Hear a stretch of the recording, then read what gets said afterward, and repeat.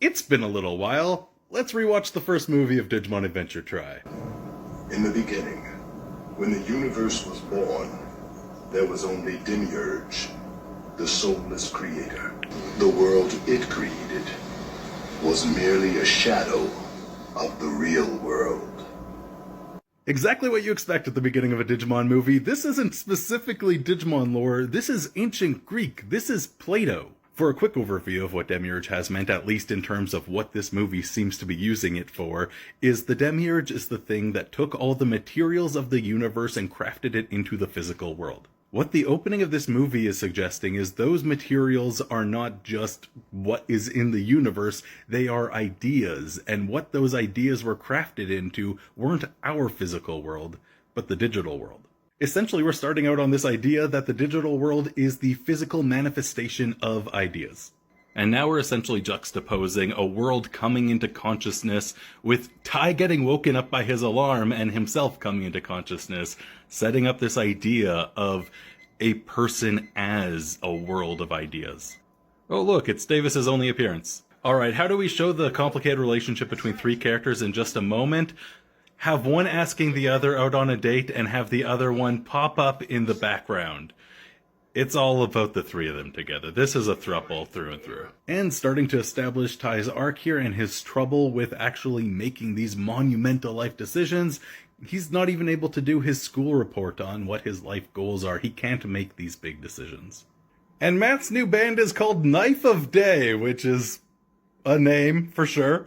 And with the announcement of this new band, we also have this nice little nugget of exactly what's going on in this story, where Matt talks about how his old band broke up, I don't know, just like creative differences, just as things progressed, they grew apart, they made different choices. He's not getting into all this, but this is all the implication of what's being said here, which is especially relevant when it's immediately after this that it comes out that his rock show is the same day as Tai's soccer game. And it's a matter of the Digidestined. Who are they going to go see? Whose band are they going to be a part of? And of course, because the first enemy Digimon we ever saw in the original series was Coexistence, guess who's the first enemy Digimon we see in this? Knowing that as this series go on, they play around with the fact that Izzy has a crush on Mimi, it now makes so much more sense that Izzy immediately jumps to the idea of let's just text Mimi and see if she might be able to come to the country on Sunday for your soccer game, Tai. You never know, she might do it. It could be worth trying to get Mimi to come all the way over here and then I could see her. Just a girl struggling with how to have her dates with both of her boyfriends in one day. And now we got our first look at Kawagamon's wave of destruction, what actually fighting one of these Digimon in the human world could mean. All this stuff that Tai's seeing completely shattered, the children that could get hurt, all of the potential problems. Back for part 2 of my Digimon Adventure Tri rewatch, where we have Cowagamon fully forming in the human world at the Fuji TV building. This building is an important place in the world of Digimon because this is where Wizardmon dies. This is where Myotismon dies the first time. This is a huge set that is very memorable from that series. And I think it's worth noting, as we have the very first Digimon they ever fought at this very important landmark for the series, that Digimon Adventure Tri was made for the 15-year anniversary of Digimon Adventure. This isn't just a story told to tell a story, this is a story told in part to celebrate the history of Digimon and how far it's come. And this is it, the big moment. We've got Agumon! Oh my god, and we got most of the gang together for the first time, just missing Joe and Mimi.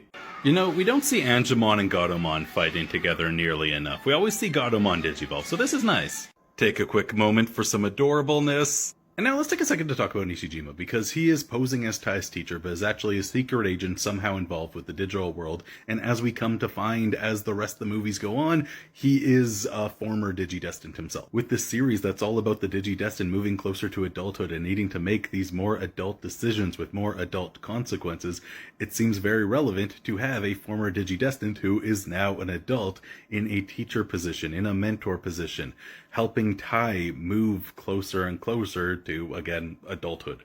In a sense, he almost gets to be like the mentor to Tai that Tai was to Davis in '02. What are you thinking about, Izzy? Nothing. Get it? You're falling in love with me, aren't you? Because I came back looking so hot. What? Stop doing that. And about 50 minutes into the movie, while we've seen her a couple times in passing, Mako has just been introduced as a new student in their school. So on top of the fact that people are potentially going to get hurt, Tai is struggling with all the Digimon battles right now from the side of, well, if our Digimon, the good Digimon, are fighting the bad Digimon and it's all causing destruction, how will people be able to tell the good ones from the bad ones? They're just going to think all Digimon are bad. I think this is an incredibly interesting dilemma for him to be having, this whole idea of, well, if they're all monsters, how will people know that the things caused by the good monsters, my best friend monster, is a good thing? How do I get myself involved with this without making everything look worse for all the Digimon? And here we have Tai almost playing respectability politics with all of this. While people are insulting all the Digimon, Matt's willing to throw down to say, no, our Digimon are the good ones, they were helping. And Tai's just trying to say, no, we're just going to make it worse by fighting everybody for it. You know it's just all the media outlets trying to boost their ratings by sensationalizing everything. And on that potentially too real note, I think it's that time again. Let's split this into a part 3. Even just in this first movie, part of the way they're showing these kids are growing up is by showing their interest in romantic relationships. And this might be the funniest version of that. I just don't have the time. I can't even make time for my girlfriend. Girlfriend? Wait a minute. You have a girlfriend, Joe? I don't believe it. Since when? A girlfriend? For real? Oh, poor guy. We shouldn't act so What's shocked. so weird about that? I'm nearly out of high school. Why shouldn't I have a girlfriend? Important reminder that Digimon are of course masters of disguise. Oh, just pretending to be normal animals wasn't enough. What's Foxy mean? I'm not exactly sure. Oh, well, anyway, who's your type, Biyomon? Who do you think is cute? Well, personally, I prefer Lynxy to Foxy. Sora would prefer Cheetah-y. You know, this is worth drawing attention to because I think it's one of incredibly few times where there's ever reference to the possibility of Digimon experiencing any kind of physical attraction. And it's interesting how they're talking about this too, because they're not talking about it like adults who are actually expressing interest in anybody. They are talking about it like children trying to mimic adults who are talking about this kind of thing. Like they don't actually know what any of this is saying, they just want to come off like the adults. Which brings us back to how the Digidestined may be growing up, but the Digimon really aren't. The Digimon, especially at the rookie stage, except for Gatomon, is representative of children, of childhood. It's even called child in Japan instead of rookie. What are you doing here? How about you? What are you doing here? How about you? This doesn't even sound like avoiding a question. This sounds like he's offering Tai something. Alright, so we're getting not exactly answers, but more of an idea of what questions we should be asking, because it turns out the Digimon coming through this distortion that's going on are being considered infected in some way. What exactly this infection is, we'll get to, I think, in a few movies. I don't think it comes up here. Alright, so Izzy has made his own version of the program from Cher from Clueless's closet. This is just a beautiful shot. So Genai's kind of come up in passing now to make sure we remember that he was kind of a parental figure to the Digidestined in the original series. This is going to be very important for later when it comes out that Genai's been infected, corrupted, and he's going to be working against them in this series. As we're telling this story about the kids learning about the more difficult choices in life, they're also learning that not every adult is a good person, and somebody who seems like they were trying to help you in the past may not actually have your best interest at heart. At least not anymore. I can understand why I'd get angry. Maybe he's right and I'm wrong. Let's be honest, all the stuff Ty's been doing with like the respectability politics of it all and all of this, well, it hasn't been great, but this right here is the fact that they're showing a willingness for him to grow, a willingness for him to question his perception on everything. He hasn't come to this idea of exactly how they have to be, and they're going to stick with it. This is something he's going to continue to struggle with as the story goes on. I think you'll figure it out. And damn, everybody needs an Agumon. It took 15 years, but Ty's goggles finally have a purpose beyond fashion. If my calculations are correct, the goggles should let you see the wavelength distortions. Oh, and we got more disguises. And Mako's a Digidestined. This is such a shocking twist. And let's just look at this for a moment, where we see Mako. And then we got Tai and Matt, and Ty's reaction. As he's talking about why her, we get all these flashes of the other destruction.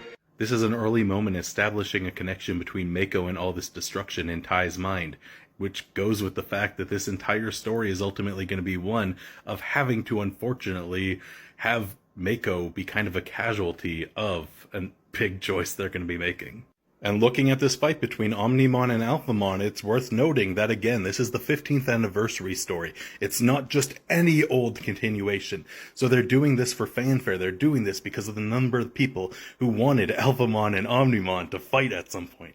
But connecting back to the first part of these videos, Ty and Matt are struggling to band together because of creative differences. Though in this particular case, those creative differences are essentially Matt being all for this and Ty having a lot of self-doubt. And of course, one of the final shots of this entire movie, in a post-credit scene, we have to get a reminder of the throuple. Digimon Adventure Tri Rewatch Movie 2 Determination, let's go! In the beginning, all beings were formed from fire.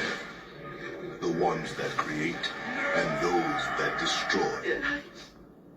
Living in the same realm, but on opposite sides, ultimately returning to the scorching blaze from which they originated. So we're starting out this one with an opening talking about how there's two sides, creation and destruction, essentially being boiled down to good and evil. This is why we have Leomon and Ogremon. While Ogremon gets a little bit of nuance toward the end of the original series, they are back to their original roles of playing the parts of the purely good and the purely bad. And this ends with our first look at the Digimon Emperor in this series. Ken, the Digimon Emperor, has the similar trajectory to Ogremon, just taken much, much deeper in his season. So him coming up in this opening scene that's talking about there only being these two sides, destruction and creation, is he here to be on the side of destruction, or is he here to bring in all that nuance? Is he here to add complication, as much of Tri is doing? And just in case anyone's going to say, yes, it's not actually the Digimon Emperor, but the fact that they're using his image is important. So they're setting up the fact that the infected Digimon are either going after one of the Digidestined or one of their Digimon partners. So it's time for some fun at the spa! Starting out here at the spa and continuing on through the plot of the rest of this movie, we see how much this one's trying to have the most fun of any of the movies.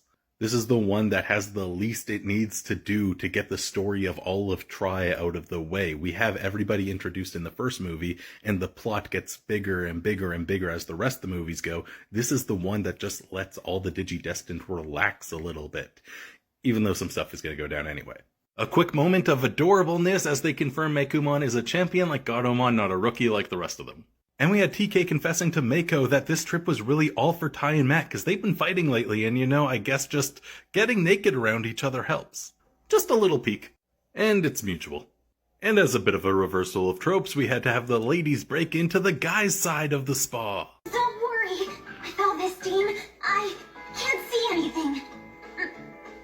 She's saying, don't worry, I can't see anything, while clearly trying her hardest to see something. And this is going to become incredibly important later on. We have Nishijima very concerned with if the kids are happy and having a good time, while Himikawa is trying to stay incredibly detached, keep her feelings out of it. She's telling him to grow up, which is kind of ironic with where the rest of this goes.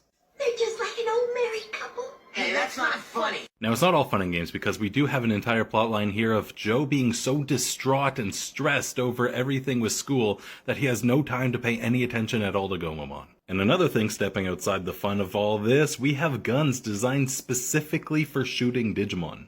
While the first chunk of the movie is a spa day episode, the rest of the movie is essentially a school festival episode, where Mimi is suggesting they do their own version of Daters, which I'm fairly sure is meant to be a version of Hooters. And her specific reason for loving this is apparently that the waitresses dress like cheerleaders, and wouldn't the cheering be fun? And at this point we've essentially established our baselines for both Mimi and Joe, our characters who are going to have the biggest arcs throughout this movie. Old reliable Joe is a lot less reliable these days because he's so focused on school he can't do anything else or think about anyone else.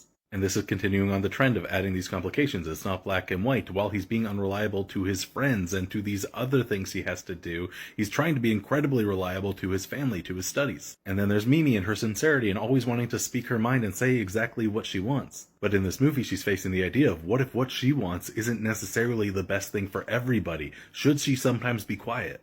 Oh, and can't miss any Digimon disguises. I don't know that I would trust Mekumon with a sword. I really hope that's a toy. Aren't they just adorable? I'm a geisha. I'm a costumed Digimon. You don't say. And here it is, Joe so caught up in his own stuff he feels the need to ignore a direct ask for help from Izzy. At the same time that Joe is ignoring Izzy, Mimi is ignoring Izzy, going against what he thinks is best because she thinks she knows better. And look at the results, taking down a media helicopter. It's great, they're using this one event, this one Digimon coming through to show both Mimi and Joe struggling with their own situations in their own very different ways. And look, Gomamon knows how to cook, at least instant ramen. Oh, thank you very much. It's the least I can do. And the most I will do. We got Leomon coming in to confirm that things are going wild over on the digital world side of things too. And we get a little bit of Mimi and Joe talking out these problems together. After a very sad scene of Joe feeling like he's letting everyone, including Gomamon, down, Gomamon and Tentomon are gonna be roommates, and you know what? This is the sitcom I need in my life. Digimon Adventure Tri Movie 2 Part 2, and where better to start than a prophecy. That's Digicode. Yeah, but why? It shares a source with the digital world's code. The universe has two sides, like a coin. Those who crave true power must seek the darkness, but move past it. This is going back to the opening narration, talking about how there's two sides to everything. There's the creation and there's the destruction. This time we have the light and the dark. And getting back to our idea of bigger choices in this, it's not as easy as good and bad as light and darkness. Sometimes you have to go to the darkness and move past it. Agent Himikawa? Emergency? Izzy's at a complete loss for words. How do you think he's really feeling about this picture?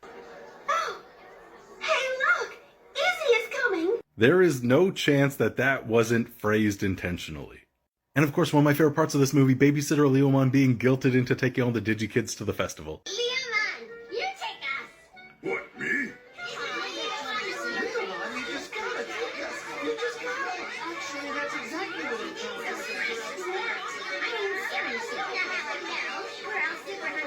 Another flawless Digi-disguise. And Ty's being confronted with the question of why Omnimon split up. The Digimon have entered a creepy and cute costume contest. I love that a few of them tried for costumes, and Agumon is just completely confused about what's going on.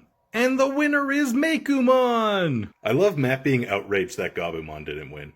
Mekumon's being stolen away by, seemingly, the Digimon Emperor. Tossing in Imperial Dramon as a mega-level enemy.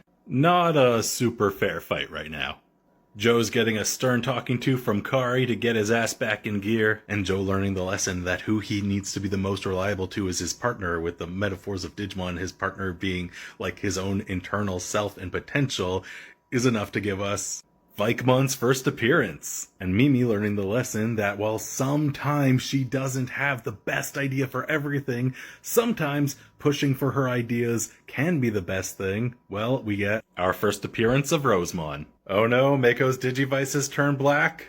And there goes Leomon. It was nice having him back while it lasted. It lasts like a frame, but it is such a telling smile. Hey, wait! And there we have it, Mekumon doing something pretty evil and then peacing out. And we end on this claim from Himikawa that essentially Mekumon is responsible for all of this. And here we have what's going to be the ultimate big choice by the end of this series that all of them have to make. This big moral dilemma. Can they take out a Digidestined's partner Digimon? Rewatching Digimon Adventure Tri Movie 3 Confession, let's go! Where the first two movies start with grand narration about philosophy and life, this one starts with a plane almost crashing. It continues the trend of starting with a perspective outside that of the kids, but pushing this to something that is immediate, happening right now. The danger that can happen if they don't stop this immediately. Plus it tells us that Himikawa knew about Mekumon being the cause of all this the entire time, which gives more questions about what exactly she's doing. And we're pretty much in the immediate aftermath of what happened last time, so Mako is still struggling to process what happened with Mekumon. Ken's not home. Seeing the Digimon Emperor in the last movie has made TK and Kari realize they haven't seen any of the O2 gang in a while and should probably check up on them. Wow, TK's really grown up. Huh? What's that? Oh, nothing. I feel like these movies really straddle the line between if TK and Kari are actually romantically interested in each other or if they're just really close friends who will probably hook up some night. Anything you can tell us, no matter how insignificant, could help. Don't overlook anything. Come on, Mako, think. This movie is primarily focused on Izzy and TK, and here we have the setup of Izzy's side of it. Izzy, of course, has the crest of knowledge. How do we add some nuance, some complication to this? Well, it's not just about getting knowledge. You have to consider the people involved, too. Oh, see, there's no reason to worry about the O2 guys. Himikawa says they're keeping an eye on them. Things are fine. Matt leaves the room and she immediately confesses that they're all missing and she lied to make them not worry. Okay, time for a quick aside about this reboot. By the time I first saw this movie, the 2020 reboot of the Digimon Adventure series had been announced. So what I kind of thought this movie was doing was setting up the idea that that reboot TV show was going to be resetting the minds of all the Digimon, but continuing on these versions of the Digidestined to have them go on adventures again, which would have been interesting, but incredibly different.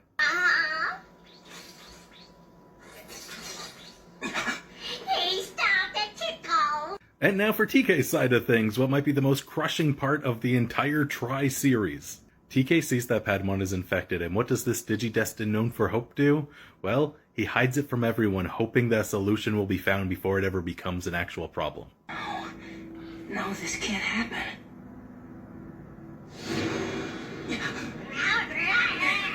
Come on! Please, just calm down. You're gonna be okay. It's just like taking a kid to daycare. Yeah, they're practically our kids anyway. I think this whole idea of the Digimon as these unchanging, childlike beings is very relevant to this entire story of the kids growing up and lives becoming more complicated. So Patamon's talking to all the other Digimon about the fact that he's infected without any of the humans around. I think this touches on something this series does incredibly well that we don't see very often in at least the adventure sections of Digimon, and that's the Digimon having their own agency, being their own characters. I am the one who longs for stability. I borrowed this body so I could talk to you. And Kari has once again been possessed by homeostasis, a real deep cut because homeostasis exists in one episode of the original Digimon Adventure and is never actually named. Himikawa has explained the idea of the reboot to the partner Digimon, not to the Digidestined, which I think is an important point. And then Gatomon had to explain it to the rest of the Digimon because they didn't quite get it. Basically, their options right now are choose to reboot the digital world and all of them lose all of their memories entirely and won't know any of the Digidestined or any of these adventures they've had, or don't reboot this world and have it probably be destroyed by this infection and the entirety of the human world probably be destroyed because of that. Once again, it's what Tri is all about. No easy answers. There's no good and bad. It's about figuring out the thing that might be best, even if it sucks. Rewatching Digimon Adventure Tri Movie 3 Part 2. Sora, what do you want to do when you get older? Huh? Where did that come from? I'm just curious about your future. There's way too much going on here and now to worry about that. I mean, there's Izzy's health, the infected Digimon. I want to hear about your secret hopes and dreams. Nah, I'll take a pass. That's way too grown up for me. All the Digimon partners have chosen to just go back to their Digidestined and enjoy time with them, connect with them more deeply than they sometimes do. Not just having a fun time, but just truly being there for each other because they might not be able to for much longer. I absolutely love the power dynamic here, where it's the Digimon know everything that's going on and how far it's gonna go, and the humans don't. It's the Digimon kind of protecting them at this point with this knowledge, rather than the humans making all the choices, being the adults to the Digimon children. So we have this image that keeps coming back throughout Tri so far, at least in these first 3 movies, of the big picture they took at the end of the original Digimon Adventure, only there's too much glare to really make it out. And here we see the glare has almost completely whited out the whole picture. It's this image of their carefree childhood getting further and further away, harder to make out as all this complication comes into their new lives. And here we have basically what the infection is. The base 2 binary code of 1s and 0s that was making up all the Digimon and digital world code has turned to a base 3 ternary system. So where Tri is this story of all this complication coming into the lives of the Digidestined as they get older, complication comes to the digital world and is rejected by it. It is destroying it. And of course we have the fun thing here that it is a base 3 system now, and this is Digimon Adventure Tri, playing with 3s. And we got Hercules Kabutarimon's first appearance! Izzy starts this movie so focused on trying to solve this problem, so focused on acquiring knowledge, he's not thinking about any of the people around him. He's not having any empathy. Here, when Tentomon becomes Mega for the first time, it's when the focus shifts from just having knowledge, just having memories, to saving their friends whether or not they keep these memories or not. Because in the end, they could make the memories again. They could gain this knowledge again. And the reboot has happened. The Digimon are gone. And now we learn the truth, that Meikumon came into this world infected. She is special in some way. All the partner Digimon have probably forgotten their Digidestin, but that's not going to stop them. It's time to go back to the digital world and find their friends. Oh, come on.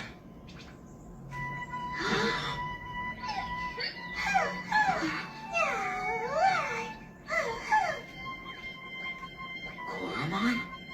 Who are you?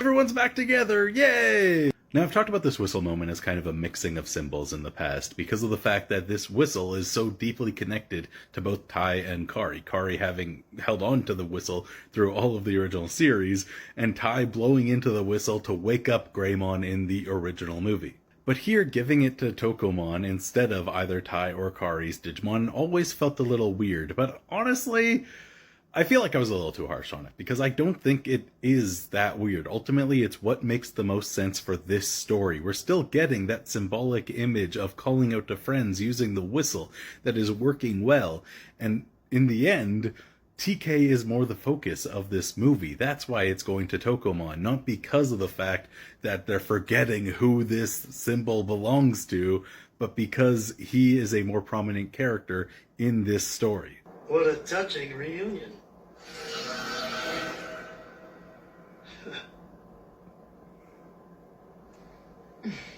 And oh my god, huge shock, it was never Ken. It was Genai, who's been turned bad and working with Himikawa. Alright, we're halfway through. Time to rewatch Digimon Adventure Tri Movie 4 Lost. I love the choice to stylize this opening flashback as a silent film. A way of saying, hey, this was a while ago. This is a very cool scene, but basically it comes down to the fact that Himikawa and Nishijima were some of the original Digidestin that we see for one singular shot in the penultimate episode of the original Digimon Adventure. Their Digimon fought against the Dark Masters, and while they lost, because the Dark Masters are still in Digimon Adventure, four of them transcended into being the harmonious ones, but Himikawa, her Digimon dies. Whatever they are, I don't like the looks of them. I don't know. They don't really look all that dangerous to me. How do you know? Maybe that's how they act right before they eat you. This is such a fun reversal of the first time the Digidestin met their partners, because last time it was the humans all scared and having these different reactions, while the Digimon were the ones so sure of their partnership. Ow! You big klutz! Why did you watch where you're going? Oh, sorry.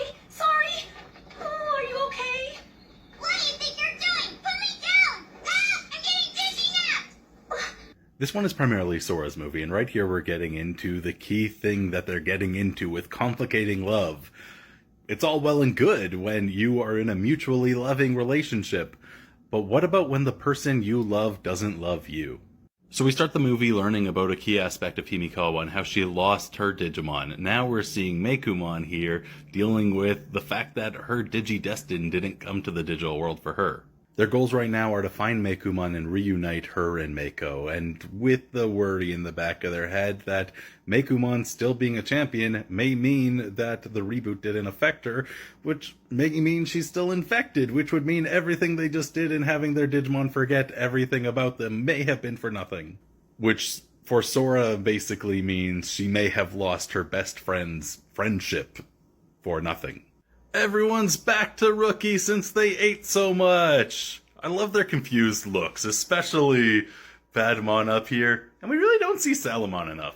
And yeah, Mekumon's still infected. Well, maybe we can help. Yeah, exactly. I mean, if there's something wrong, we should talk it out. Tai? Sure. That food you made was great. Oh. I guess this is a Sora subject then? Go away.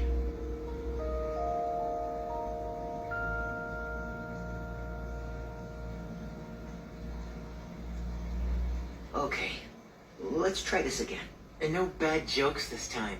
This is another one of my absolute favorite scenes across all of Tri. Basically, it's just a girl struggling and her two idiot boyfriends who don't know how to help her. Rewatching Digimon Adventure Tri Movie 4 Part 2.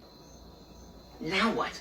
Should we compliment her on her meatballs? Has nothing to do with her meatballs. How can you be so stupid? Well, Mr. Emotional, why don't you go talk to her and make her feel better? This is a job for TK. I can hear you, you boneheads. I love these moments too much to not show them. And it's the return of Machinedramon. We got Machinedramon showing up and the realization that their Digivices are not connecting to their Digimon, meaning they're sticking at Rookie, they're not jumping up to fight. Here it comes out that Himikawa has been pushing for the reboot for years and years because she believes it's the only way she'll ever see Tapermon again. Because of the way he sacrificed himself, he's not just reborn like all the other Digimon. Machinedramon attacked all the Digidestined and their Digimon have been split up into smaller groups, a classic of Digimon. Oh, and Mako's made it to the digital world. And big exposition scene. Doing my best to summarize, the two biggest players in this are Homeostasis and King Drazel. At one point, Genai worked for Homeostasis, whose goal is to find balance in all things, but was corrupted by King Drazel and became Dark Genai to try to make it so humans are no longer a part of the digital world. Genai, working for King Drazel, helped Himikawa with the reboot. Himikawa is doing this to see Tapermon again, but King Drazel wants this to happen again to make it so humans are no longer part of the digital world. This is turning things more to the side of darkness, which Homeostasis doesn't like because, again, Homeostasis' whole thing is balance. Hackmon here is an agent of Homeostasis. And finally, the reboot was just the first step. King Drazel needs the Libra to fully enact their plan, and the Libra is what they're calling Mekumon. Back to the digital world, we have something kind of nice going on. While all the partnerships are forgotten by the Digimon, all the Digimon are finding themselves like innately drawn to their Digidestined. Except for Biyomon, who is still incredibly hesitant. You hate me, I know it! Why else would you do that? You hate me because I got sick! You're right. I ran and left you because you got sick. You were scaring me. Stay away! I thought that the evil had taken you over for good. You left me! But I'm here now. I came to find you. I'll always come back for you, Mekumon, no matter what. I know you know that. Because you and I are partners and I love you.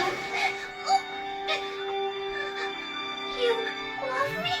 I will never leave you alone again. This is once again incredibly important to the adding nuance, taking away the idea of that it's just black and white. The idea that Mekumon turning evil must mean you should just forget about her. No, that love is still there. There's still that complicated feeling. You're Genai. I have a feeling you're not going to like the Jedi that I am now. And unfortunately, another lesson of getting older is that there are more kinds of evil out there. Rewatching Digimon Adventure Tri Movie 4 Part 3. I'm on the Digimon side. What are you talking about? So are we! That's what you say, but it's a lie. Humans and Digimon should have never met up in the first place. You've done nothing but interfere with their lives from the very beginning!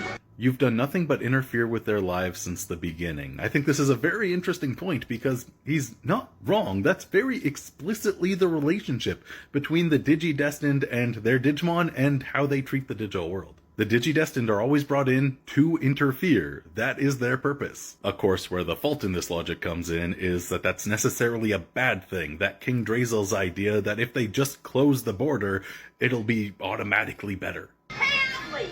Look up here! Digimon leveled up to giant size and he's about to crunch you like a bug! Not if I vaporize him first.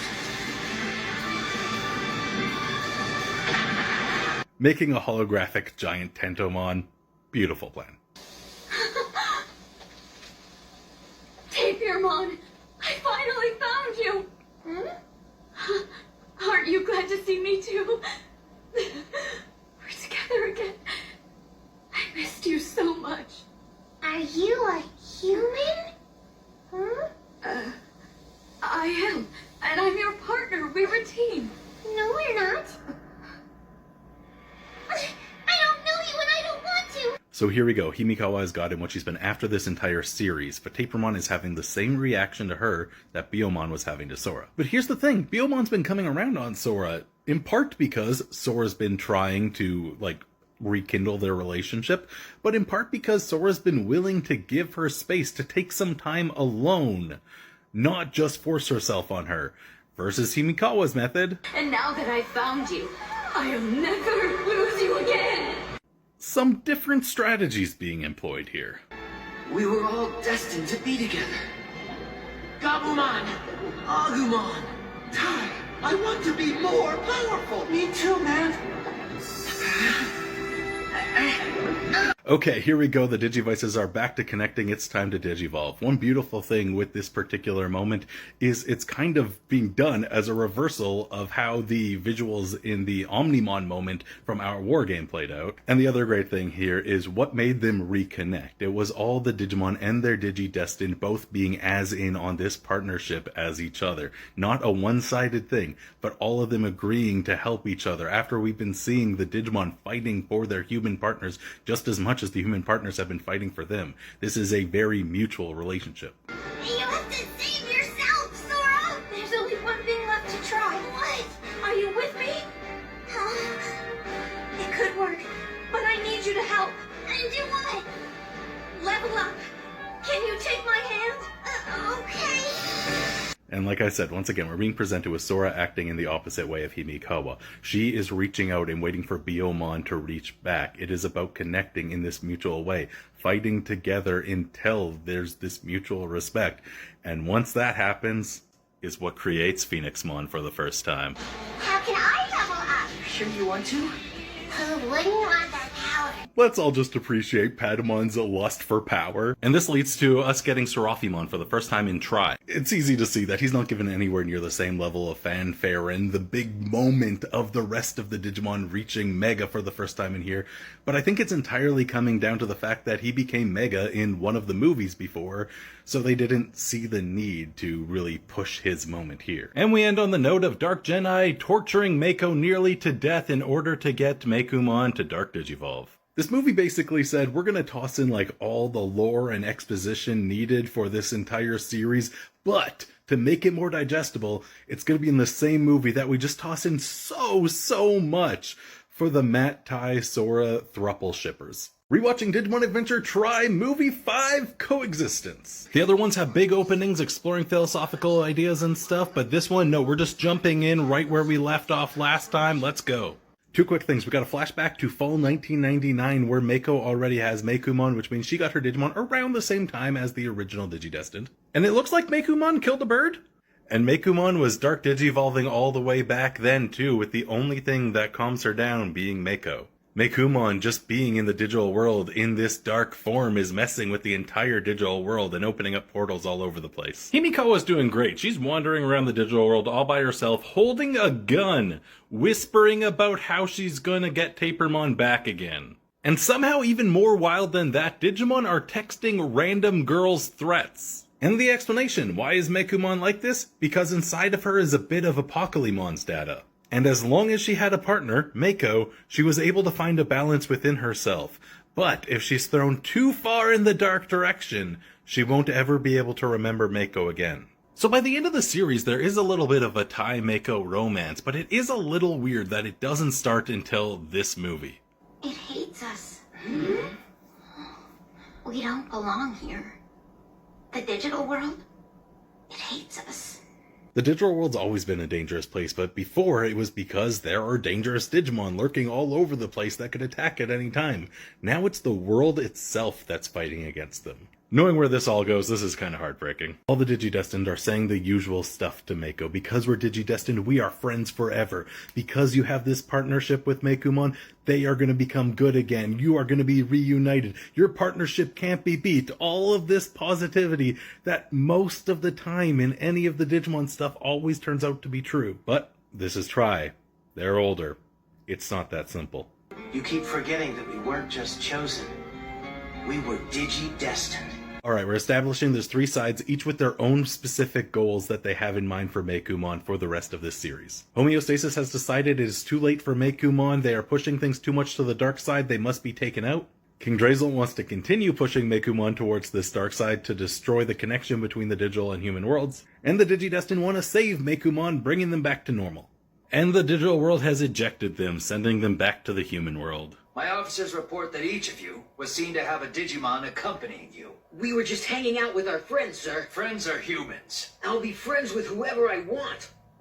It's not that simple, son. Digimon are incredibly violent. Now that's just nonsense. That's right. There are lots of good Digimon. Yep, definitely just talking about Digimon. not very different meanings we could take in the real world. That's the problem. Huh? What is? Well, maybe not a problem exactly. You see, we think we know about all the trouble in other parts of the world. We see it on the news and hear about it at school, but we don't really understand it. We don't get it until it happens to us, or to someone we know. That's a scary thought. Like I said, just about Digimon. Rewatching Digimon Adventure Tri, Movie 5 Part 2. Time for Ghost Stories with Patamon! Cut that out, you three! I know what you're whispering about. You're totally wrong, okay? I'm not afraid of ghosts! And the same goes for all you guys, too! So Tai and Mako are having some kind of flirty one-on-one time, and when the Digimon see it, we get this reaction. Kari should know about this. I think I ought to tell Sora about it. Maybe I should give Matt a report. A report about what? That didn't even make any sense. What do you think, Agumon? I love this floor! So who needs to hear this piping hot tea of Tai getting his flirt on? His sister. Sure, why not? And then the two he has complicated, probably romantic relationships with, Sora and Matt. So Mako's getting into some interesting stuff that comes out of the fact that Mako and Mekumon have such similar names. She's been caught up in the fact that Dark Jedi said May should have never been born, a thing that she believes to be ambiguous about whether or not it means Mekumon or her. And I think this kind of ambiguity is an incredibly important part of why they were named this way. The Digimon are always supposed to be a part of the children to some extent. It's always that kind of metaphor going on, and to an extent literal within the series as well. But this is pushing it just a little bit further, making sure you can't forget this point by having their names be so close. Alright, we had a night of just having some fun. It's time for a confrontation. Just to toss it out here, I gotta say, I love these crazy split screen, everyone digivolving at once sequences. I think it's just so much fun to have them all at once, instead of slowly going one at a time through every single one of them. Jesmon, Mega Level of Hackmon, is here to do what Homeostasis wants, and the Digidestined really don't. And this threat was enough for a further Dark Digivolution. And Mekumon's not all gone, because look at this! Saving Mako. Homeostasis has taken over Kari's body again, but this time Kari is so against what Homeostasis is saying about letting them just take out Mekumon that she's fighting back for possession of her body. And back to the digital world they go, where Alphamon, fighting for King Drazel, has entered the ring. Has ended up where depressed people go in the digital world. It is, of course, the Dark Ocean.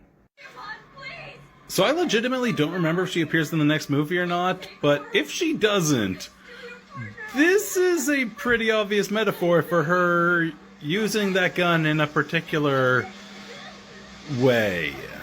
And keeping things light and happy like that last shot we've got in here. No. Just... please kill her. Just do it. It'll be better for everyone if Mekumon is destroyed. This series starts with Tai being too afraid to make any choice because of the destruction that could come in its wake. He doesn't want to see any casualties of any choice he might make, and so he becomes paralyzed. But here he's actually making a choice. After he hears Mako say this, he is ready to do what needs to be done. But unfortunately, all the other Digidestined aren't. So things went bad, and Tai is seemingly dead, sending Kari to such a dark place, causing Gatomon and Mekumon to dark digivolve together into this. But Matt's ready to pick up those goggles and lead them into the final fight. A very exciting place to end our penultimate movie of Digimon Adventure Tri. Rewatching Digimon Adventure Tri, Movie 6 Future. This is it, finally, the last movie in this series. Starting off with a reminder that Ordinmon is here to mess things up. But the thing is pairing this reminder with a narration that's, while ominous, relatively hopeful. It's basically saying darkness has come, destruction is here, this is going to be awful, but this will pass. The darkness will give way to light. If King Drazel gets his way, I think we all know what's going to happen. The human world is going to be swallowed by the digital world. And there's Izzy to remind us of the stakes right now. Okay, this is haunting. We gotta talk about this. This is replaying the shots from the beginning of the first movie, where it's showing all the stuff around Tai's bedroom before he finally wakes up. The world is the exact same without Tai. The world's just gonna keep moving on, regardless of whether he's here or not. What did you do? Hey, everything's I okay. know you've been crying. Was he singing one of his songs to you? They're awful and they don't even How rhyme. would you know? You sing in your sleep. Post-reboot Biyomon is savage. Not quite trying to be a disguise, but it's Digimon in clothes nonetheless, so of course I gotta show it off. You know you can count on me. I'll stay by your side no matter how bad things get. Thanks, Gabumon. Even if that Ordinimon blows up the whole city. Or if you mess up and get us all deleted. Huh? Or if you get confused and we get lost and go through a distortion. Only it's the wrong one and we all end up floating around in space forever. That's not gonna happen. When you get married, I'll watch your kids. And when you get old, I'll go for walks with you. I'll do anything for you. I'll even save the world. I am recording this too early in the morning to be hit by so many emotions. Oh my god, Gabumon. This one, especially with Taigon right now, is really Matt's movie. And how do we add a lot more complication and grown-upness to friendship? What about when you lose your friend? How does Matt deal with his best friend being gone? Harmony and stability are the opposites of what you seek. You seek only destruction and pain and fear. You crack me up. You hide behind philosophy, but you have no loyalty. It's not a half-bad strategy. Oh no, our order is being destroyed. We're at a point here where both Homeostasis and King Drazel's plans are potentially to destroy the human world. King Drazel just wants to destroy the human world so that the Digimon could be on their own, but Homeostasis is considering doing it to maintain the balance by keeping the digital world and human world separate. So that's what leads to this philosophy talk that the Digimon Emperor here is bringing up, that, yeah, sure, King Drazel is doing bad stuff, but they are loyal, they have a cause that they are doing this for. Homeostasis will do things for good, will do things for bad, it doesn't matter, all in the name of balance. They'll just flip-flop all over the place. They're not actually doing it for anything or anyone. Which is, of course, the big difference between why Homeostasis wants things to be saved and why the Digidestin want things to be saved. They want to do it for somebody. And as a quick side note, because I just showed a little bit of him talking there, the Digimon Emperor is voiced in this series by Todd Habercord. It is Natsu trying to destroy the human world. Rewatching Digimon Adventure Tri Movie 6, Part 2. It's about a third of the way through the movie when we get the confirmation that Tai is still alive. Yay! But Nishijima isn't looking like he's doing quite so great. And here it is, the answer to where the O2 kids have been this entire time. It's right here. There's Davis, Yoli, Cody, Ken, and seemingly Rio? It was Director Himakawa. I didn't know it at the time, but she was cooperating with King Drazel. So when these four learned about him and what he was planning, she made them disappear. So ultimately, what does this mean for the O2 kids? Well, it means they were taken out of this series because they were more on top of shit in the digital world than any of the original people. The biggest complaint I constantly hear about Digimon Adventure Tri is that it pays no respect to the O2 kids. It doesn't even like them. It just throws them away, writes them out. They don't even matter. But in the end, I've talked about this before. This is for the 15th anniversary of the original Digimon Adventure. It's supposed to be a story celebrating the original Digimon Adventure. But even still, when it does bring in the O2 kids, when it explains why they're gone, it's because they're too good. I'm sorry, Tai. But if only one of us can go back to the human world, it has to be you. It has to be. Nishijima sacrifices himself to save Tai right after they give us a reminder of how Himikawa essentially tried to sacrifice all the kids' relationships with their Digimon in order to get Tapermon back. It's putting these two characters in direct opposition. The one that is seen to do the bad things, work with the bad guys, is the one so stuck in her own past that she'll do anything to get it back. And the one who is shown to be good and fully on the side of the Digidestins is the one who is willing to sacrifice everything of himself in order to help the future of the world, the kids being the future. This is an anniversary story. It's all about the callbacks. Of course we need the return of Devimon versus Angemon, or at least in this case, Magnangemon. Bad things that have happened have been too much for Meikumon. She's a gentle soul, and she suffered so much, more than any of us. She needs your help to end this. She doesn't want to be scared anymore. Listen to me, okay? All the light you will need is inside Megumi. As we race toward the final climax of this series, we get this little bit. There's already been talk of potentially having to take down Mekumon, but here it's coming from inside the house. Here we're hearing that Mekumon cannot handle everything that has happened to them. They have been suffering. This whole affliction with the darkness isn't just something they can get past. This is something that's tearing them down, and the most merciful thing they can do is destroy them. Rewatching Digimon Adventure Tri Movie 6 Part 3! This is it! This is finally getting to the ending! Coming from Kari, it's probably some kind of prophecy. Sounds like one. Any idea what it means? Nope. She definitely has some strange powers. Is he just going like, yeah, probably a prophecy, I would trust Kari, she's got some strange powers, it all checks out. Yeah, makes perfect sense that he would be this way. Like, we look at all the stuff from the series, her connection to homeostasis, we look at her connection to the Dark Ocean, how in Touchdown Hurricane she could, like, sense where Wendigomon is coming from and everything. Like, Kari is connected to something. And just brushing it off as like, yeah, Kari has strange powers, sure. Perfectly in line with how it's always been treated in the series, just more explicitly brushing it off. So there are two very important things being explained with this shot. One, all of their Digimon partners' pre-reboot memories are stored within Mekumon right now. They could get them all back. And two, we're on a time limit. The reboot of the human world that will essentially destroy the human world is going to go off in 6 minutes. On top of all these memory files inside of Mekumon, there's one that's password protected. And what is this? They are playing with repressed memories, essentially, in the most Digimon way possible. As Mekumon has made this change to darkness, they've had to contain the goodness inside of themselves in order to survive.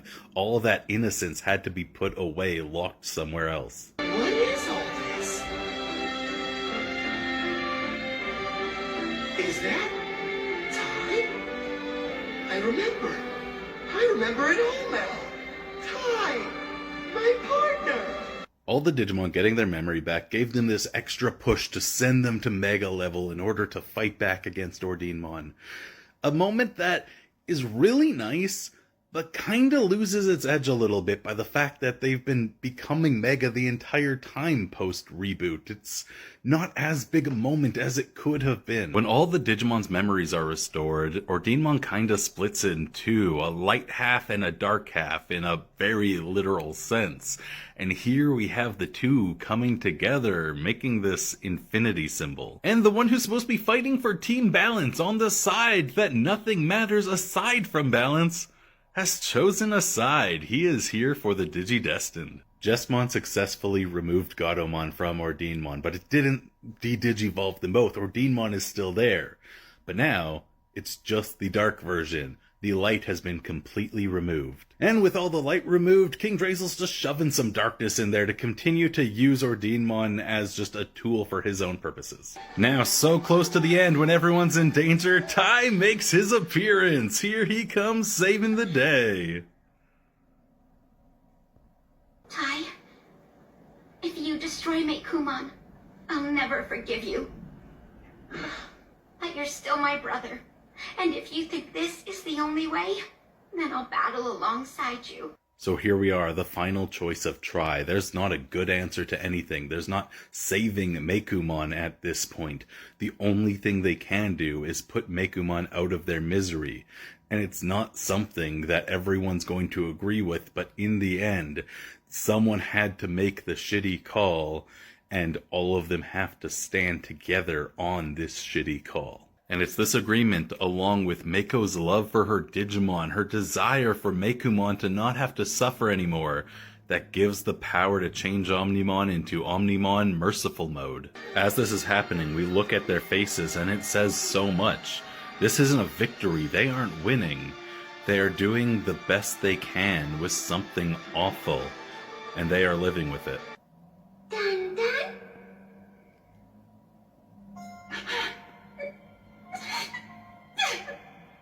Don't cry, Mako. It's alright.